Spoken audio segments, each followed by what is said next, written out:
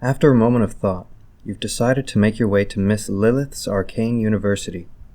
These were powerful arcane spells, after all. It wasn't likely a public library would have the information you needed. Fortunately, the constable you spoke with gave you directions to the university. The walk there was an incident of half an hour, one that gave you time to think.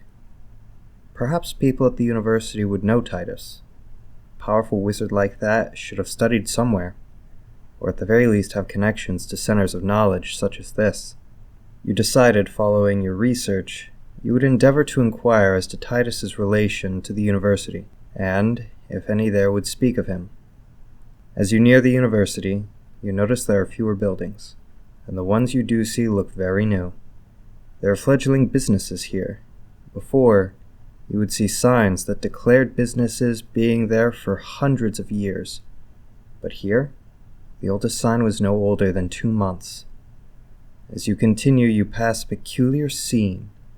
A large marble statue carved into the likeness of a scroll, held vertically by jagged or uncut stone such that people might read it. A monument, perhaps. You decided that, if you were to look at it, it would be later. The statue would be there later, but the university may not let you stay come nightfall. That monument was only around the corner from the university. On arrival, you find a building different from the nearby structures, where the buildings you had passed were largely made of stone, bricks, and oak wood, packed decently close together, leaving little room, if any, between. This manor stood alone, with a short walk from the cobblestone streets onto a path of strange, dull green stones. There stood an ancient marvel. This manor was built of wood and iron in a fashion not so dissimilar from the architectural styles of great homes found in Drogfar and the Shadowfell, with such Gothic settings as gargoyles seated on the roof, black roses growing in the garden, and gates of iron points. There were no structures within the city that were its equal. No sign nor buoy stood before its pathway to declare the home as the university. And no decent feeling of comfort, joy, or any decent thought that made home came to you as you looked on its terrible visage. You bravely approached the door, although perhaps with an uneasy feeling. The sweet smell of roses replaced the smell of the sea, which until now had permeated the whole of your sense. For a brief moment, the statue atop the roof appeared to move. You dismiss this as nerves, but you cannot help but feel you're being watched. The path of green ends at a small set of stairs. 3 steps of this peculiar dark wood lead to the door, which on either side has windows that protrude from the walls, although you could not tell this until you'd gotten this close. You approach the door. This is a double door, each 10 feet tall and 7.5 feet wide, made of iron wood and bounded with reinforced metals that glimmered a magnificent sanguine hue when the light struck it. These reinforcements held strange runes carved into them. There were carvings, very faint and lightly carved into the wood of these doors. A depiction of fairies dancing with feathers in a magnificent ball. A scene that stretched the length of these doors. In the very center of each door was a knocker, a foot in diameter, that held the face of a man whose expression was of delighted agony. A large knocking ring extended from one ear to the other. This on both doors. You muster your courage and grab the knocking ring and let it fall thrice. The door whose knocker you used opened slowly, opened silently.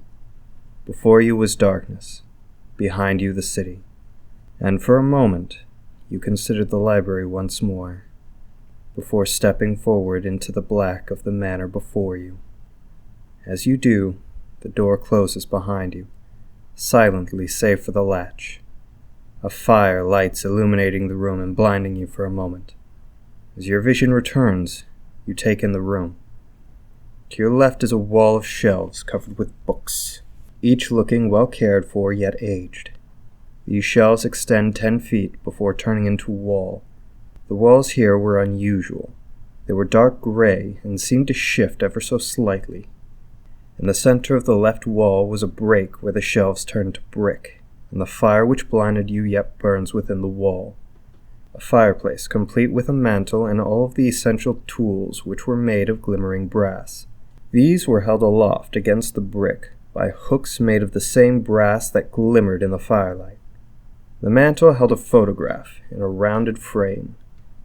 It was much too blurry to make out. Next to this was a skull of a three-eyed, horned creature, no larger than a Goliath's head. Next to this sat 3 spheres, one of crystal, one of mithril, one that seemed made only of water. These and the skull sat left of the photo on the mantel.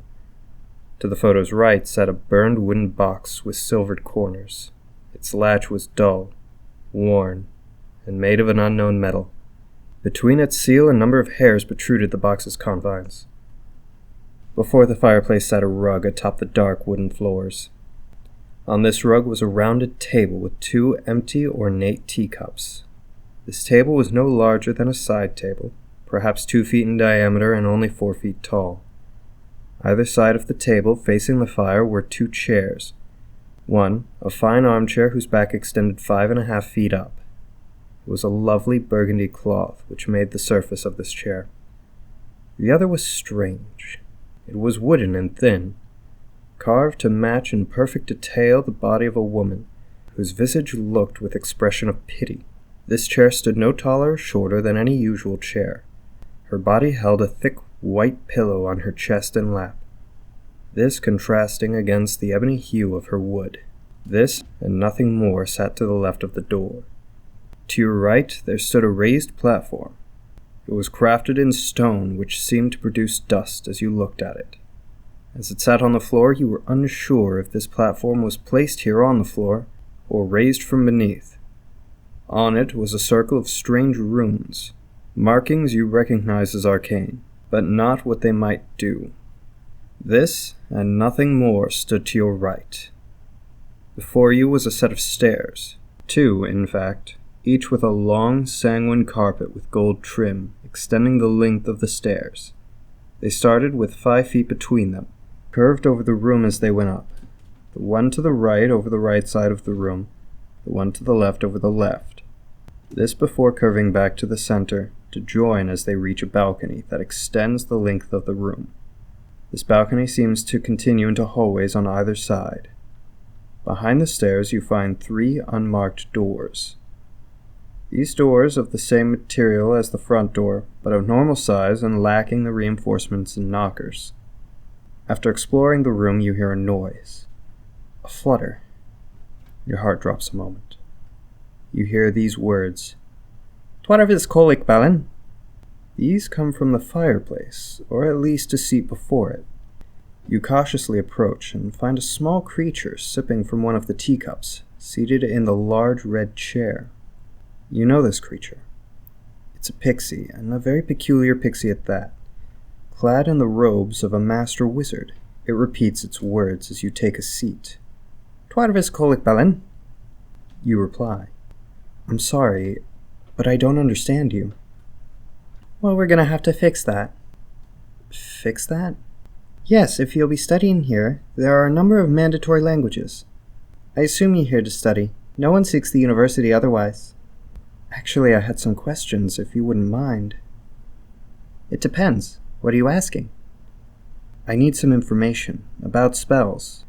Or rather, I need to know what spells might cause particular effects." "I see. Well, you can find knowledge like this here, but usually that's reserved for students only. If you were here with a student as their guest, you'd be permitted to peruse my libraries as you wish. Otherwise, unless you enroll, I cannot permit you to go any farther than this room." The pixie seems to think for just a moment. "However, there is something I need, a favor, if you would. Agree to help me, and I will guide you to my libraries. However, I will not tell you what I need unless you've agreed to it. If you know beforehand, this deal will not be made." You have a choice before you, to aid this peculiar pixie who sits clad in the robes of a master wizard, without knowing the terms of your aid, or to enroll as a student yourself to gain access to the university's resources. However, if a student could be found and persuaded into inviting you, neither of the former should be necessary. What do you do?